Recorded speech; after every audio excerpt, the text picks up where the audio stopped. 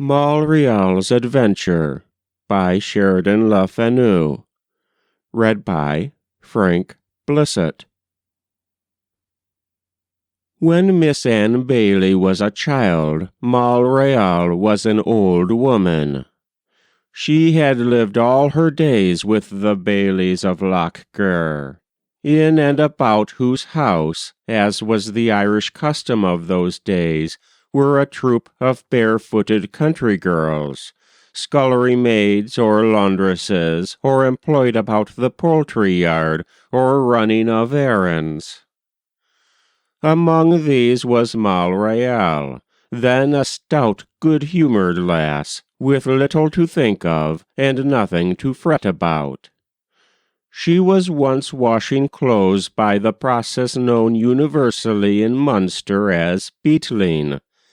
The washer stands up to her ankles in water, in which she has immersed the clothes, which she lays in that state on a great flat stone, and smacks with lusty strokes of an instrument which bears a rude resemblance to a cricket bat, only shorter, broader, and light enough to be wielded freely with one hand.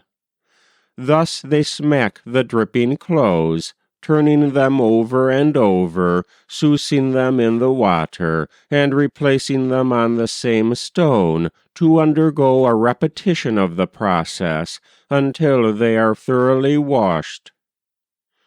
Moll Rial was plying her beetle at the margin of the lake, close under the old house and castle.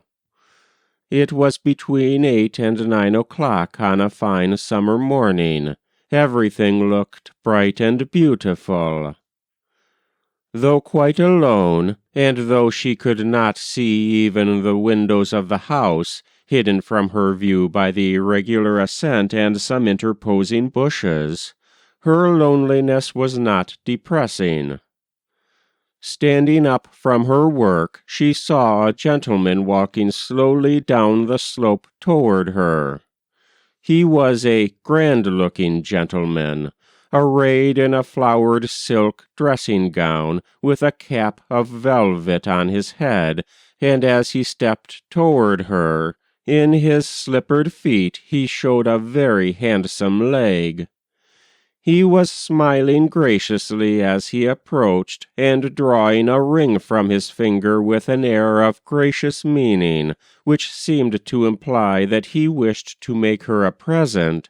He raised it in his fingers with a pleased look, and placed it on the flat stones beside the clothes she had been beetling so industriously.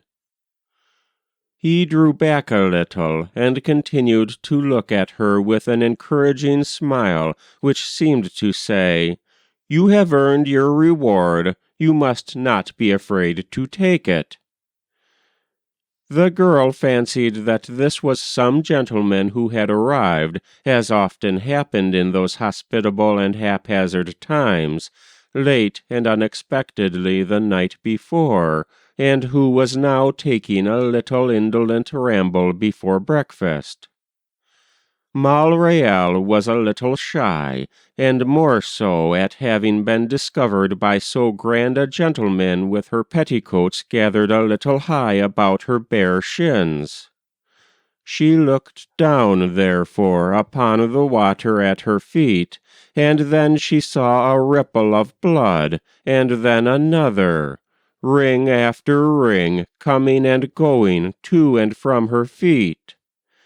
She cried out the sacred name in horror, and, lifting her eyes, the courtly gentleman was gone. But the blood rings about her feet spread with the speed of light over the surface of the lake, which for a moment glowed like one vast estuary of blood.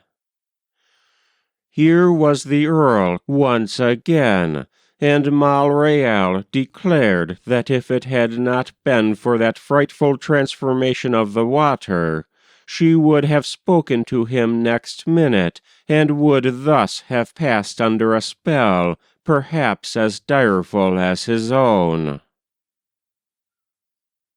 That was Moll Rial's Adventure by Sheridan Le Fanu.